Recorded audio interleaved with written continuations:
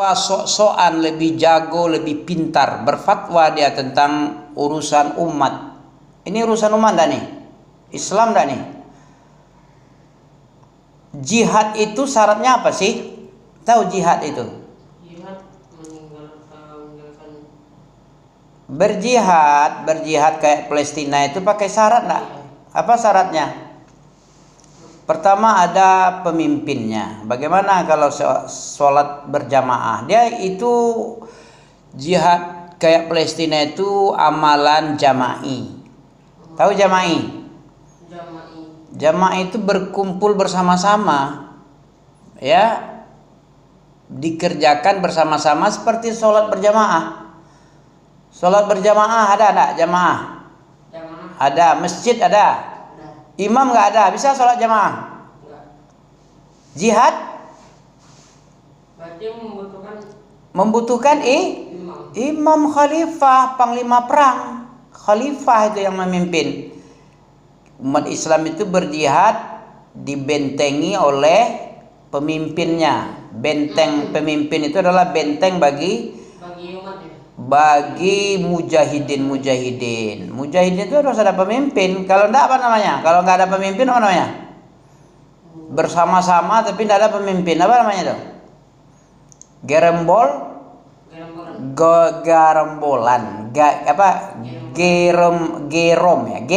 Gerombolan ya. Gerombolan itu, Bung. Ya. Jihad itu sama ibaratnya dengan sholat berjamaah. Ada jamaah, ada masjid, ada tempatnya. Apa yang terakhir? Imam. Kalau imam nggak ada gimana? Khalifah aja nggak ada. Khalifah itu harusnya dari Quraisy. Al-a'immah min Quraisy. Kepemimpinan itu dari orang Quraisy. Baik atau buruk, orang manusia harus mengikut Quraisy. Karena Quraisy itu terpilih. Allah tidak ada memilih nabinya yang paling mulia itu, nabi umat Islam terakhir akhir zaman itu nggak ada dari suku selain Quraisy. Makanya ada li'ila fi Quraisyin, itu berarti pertanda apa itu? Orang Quraisy itu diceritakan tentang kebiasaan orang Quraisy. Kebiasaan orang Quraisy diceritakan oleh Allah dalam Qur'annya kepada umat Islam, kepada manusia. Pertanda apa orang Quraisy? Pertanda pilihan terbaik. Allah yang memilih, Allah yang tahu siapa orang Quraisy. Makanya Allah bercerita tentang kebiasaan li'ila fi Quraisyin. Apa artinya? Ila fihim rihlata syita'i was sayf. Coba tengok. Li'ila fi Quraisyin, disebabkan kebiasaan. Ya, coba tengok dulu. Ada enggak? Disebabkan kebiasaan orang-orang suku Quraisy. Apa kebiasaannya? Ila fihim rihlata syita'i was sayf. Yaitu mereka berdagang. Ya, rihlah dia. Melakukan perjalanan untuk mencari nafkah hidupnya ya. Artinya aja itu. Ila fihim rihlata syita. Asyita itu apa? Musim dingin apa musim panas itu? Coba tengok. Ada? Di terjemahan satu lagi enggak? Itu enggak ada kayaknya ya? Iya, coba tengok situ lagi itu. Kita harus tahu kenapa Allah bersumpah dengan waktu masa. Kan ada wal asri, demi masa. Kenapa Allah bersumpah dengan waktu? Karena waktu itu sangat berharga. Sesuatu yang tidak berharga, yang cuman kategori sampah, nggak mungkin Allah menceritakan, apalagi membuat bersumpah dengannya. Ya, sesuatu yang tidak ada guna, Allah Maha tahu lah. Allah Maha suci dari kesempurnaan, dari kekurangan kok. Kebiasaan mereka bepergian di musim dingin dan panas. Rihlat syita itu dingin, wasaif panas ya. Kebiasaan orang Quraisy yang melakukan perjalanan di musim dingin dan panas saja diceritakan oleh Allah. Berarti orang Quraisy ini orang yang suka berjihad, Orang yang bagus, orang yang punya kelebihan, sehingga kebiasaannya aja Allah Allah omongkan di dalam kitab sucinya yang mulia, yaitu Al-Quran. Makanya kata Nabi, kepemimpinan itu harus dari orang Quraisy. Bagaimana Allah telah milih orang Quraisy. Allah memuji orang Quraisy. Kebiasaannya melakukan perjalanan safar di waktu musim dingin dan musim panas. Jadi ceritakan dalam kitab sucinya. Ya, bukan apa sesuatu apa ajanya itu kan. Ya, kebiasaan melakukan dagang, kafilah. Ya, berdagang waktu itu. Belum ada masa jahiliyah agama syirik, yang ada waktu itu. Rihlat syita was-saif itu masih syirik. Abu Thalib masih syirik, Abdul Muthalib masih syirik, orang-orang semenanjung Arabia syirik semua. Tapi dibicarakan tentang kebiasaannya melakukan perjalanan berdagang safar di waktu musim dingin dan di waktu musim panas. Illa fihim rihlat syita was-saif falyabudu ani. Setelah Allah beri kenikmatan, ya, perjalanan ada keuntungan besar dalam bisnis, ya. Hendaknya mereka itu falyabudu, hendaknya kalian semua, wahai bangsa suku Quraisy, kan sudah berjalan enak-enak, berdagang ada keuntungan dan segala macam nikmat, hidup aja nikmat. Coba sakit, nikmat enggak sakit? Berobat berapa duit itu keluar? Apalagi masuk ruang ICU ya, ICU apa ICU? ICU ya. Yang pakai oksigen mahal itu, satu tabung sekian-sekian, satu malam aja kamarnya bisa jutaan, ya, dengan tindakan dokter sekalian. Wah, 10 hari aja masuk situ udah bisa ratusan juta lah, entah berapa. Ya, karena enggak pernah, ya nggak tahu. Alhamdulillah nggak pernah ya. Kalau enggak kan habis duit itu, babi itu, banyak biaya ya.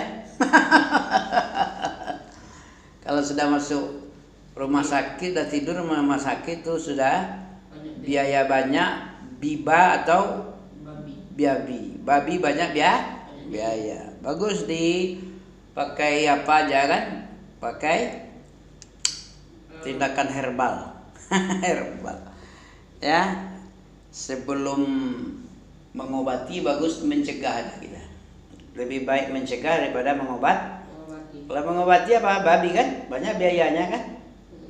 Kalau dicegah supaya nggak sakit gulanya kambuh, ya tahan selera lah.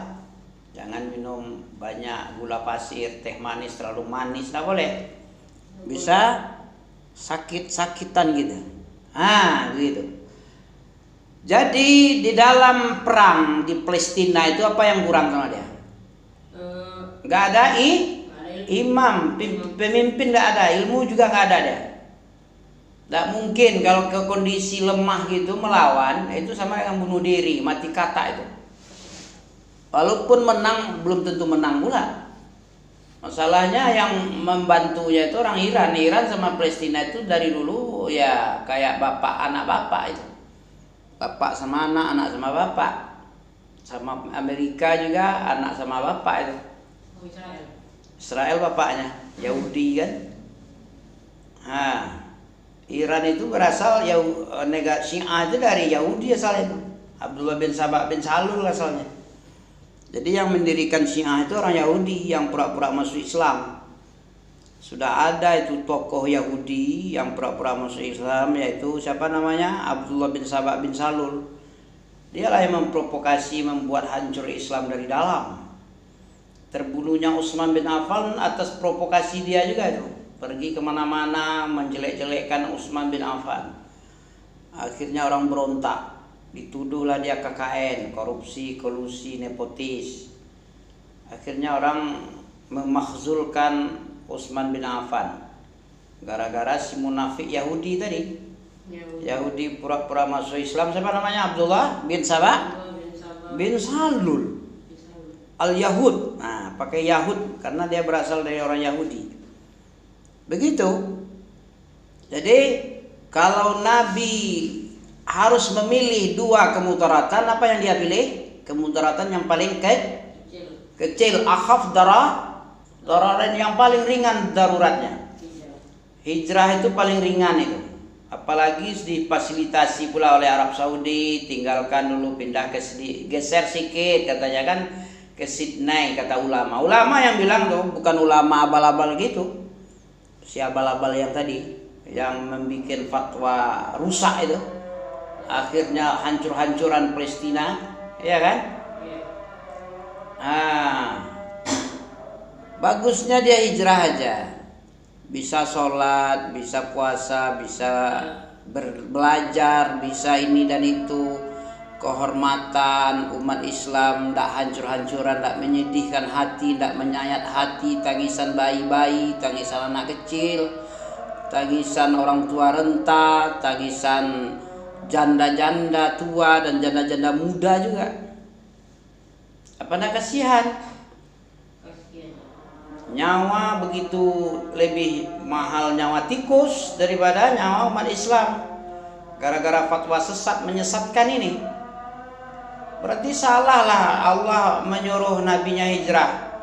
Bukan gak bisa Jibril bantu. Cukup ngangkat sebuah gunung aja udah ditimpahkan kepada orang Mekah, tuh mati semua itu. Pergi kau sedulu Muhammad, nanti aku ambil gunung ini aku timpahkan ke bawah kufar musyrikin Quraisy ini yang melawanmu itu. Bukan nggak bisa. Atau terbang kayak Aladin, kayak Isra Mi'raj itu. Bisa aja dari Mekah ke Madinah, nggak perlu jalan kaki, nggak perlu penunjuk jalan, nggak perlu diantar-antar oleh putri Abu Bakar makanan ke tempat Nabi dan Abu Bakar. Ya, nggak perlu. Kita sebagai makhluk nyata, manusia makhluk nyata berbuat secara nyata di alam nyata agar Allah balas amalan yang kita lakukan tadi. Itu yang dibalas itu amalan nyata, bukan bantuan-bantuan dari Jibril, bukan bantuan-bantuan dari yang gaib, alam gaib, dari jin. Ya, berbuat secara nyata, ikuti Nabi. Nabi disusunnya kekuatan dulu sehebat-hebatnya, dikumpulkan orang-orang yang mampu untuk melawan. Ada beberapa orang, beratus-ratus orang, 314 orang pasukan Badar, baru mencegat kafilah dagangnya Abu Sufyan itu dari Quraisy itu. Terjadilah perang. Ya, anak-anak perempuan enggak dilibatkan situ, diungsikan baik-baik dulu. Biar enggak dibom, enggak dimatikan oleh musuh. Ini dibiarkan nyawa melayang-layang katanya ke surga. Padahal otaknya nggak mikir itu. Harusnya ditempatkan di tempat aman dulu. Logistiknya disiapkan dulu. Ya, penampungan yang paling hebat dari gangguan melawan musuh-musuh pemboman. Itu baru manusia berpikir itu, bukan kalau otaknya yang dia bilang punya otak tadi kan. Itu otak udang itu, tai isinya itu. Si Paja tadi itu, siapa namanya tuh? Yang menyuruh orang harus berjuang. Tengok Indonesia, kalau seandainya mental kalah, mental dikuasai penjajah, opini penjajah, nggak berdiri Indonesia. Lain, nyawa yang melayang-layang kita dijajah. Masya Allah. Pokoknya kalau mau melawan, perhitungkan dulu. Sudah ada penggantinya kah? Sudah ada kekuatan seimbang kah? Sudah ini dan itu kah? Sudah siap semua kah?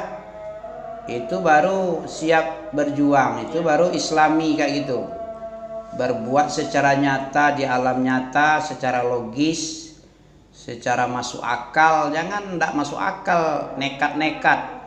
Iya, kalau tahu empuk diseruduk oleh kepala babi.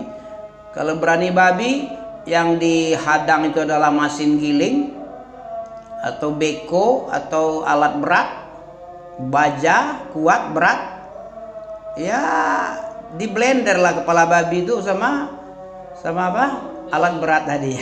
Ya, jadi demikian ya, sampai di situ ya. Nggak ngaji sikit cukup, ngantuk iyalah, ngantuk sedikit, iyalah. Kalau begitu kita cukupkan, kita berangkat sholat isya di Masjid Nurul Haq. Subhanaka Allah bihamdika asyhadu an la ilaha illa anta astaghfiruka wa atubu ilaik. 15 menit. Barakallahu fiik.